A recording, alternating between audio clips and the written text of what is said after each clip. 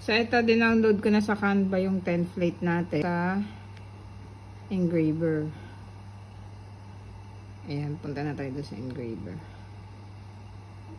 Next step. Wala naman akong babaguhin dito. Next step lang. Contrast, hindi na rin ako nagbago.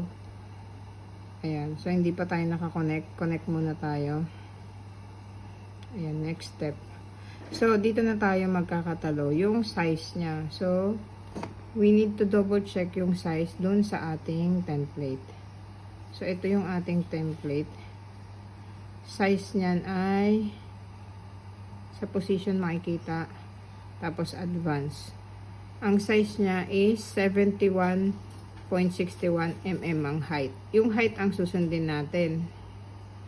71.61 mm. So, 71.61, gawin na lang nating 72.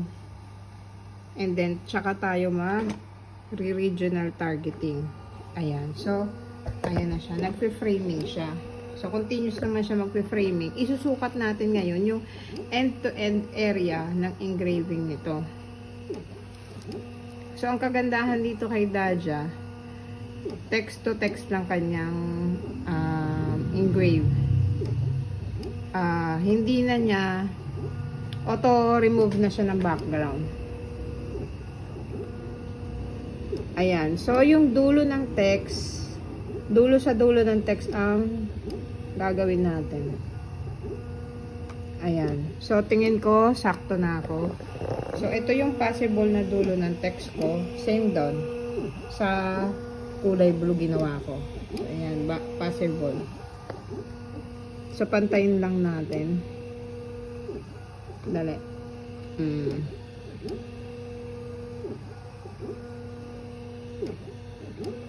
Oh, I think I'm good na with this. Tapusin na natin ang kanyang targeting area. Next step na tayo. Sa settings naman, so kayo nang bahala kasi iba-iba naman ang settings natin.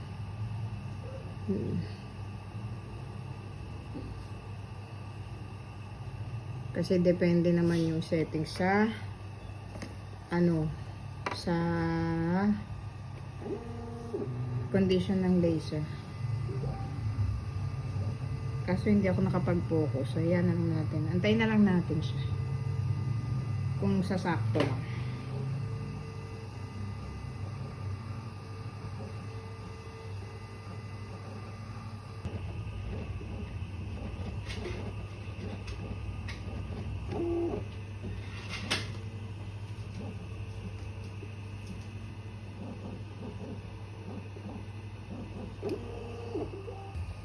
Ito na siya. So, pamantay naman tayo. Maliban dun sa block na hindi mo makita. Medyo nakaangat yung block. So, dapat sundin natin yung size na medyo mas mababa. Pero that's good.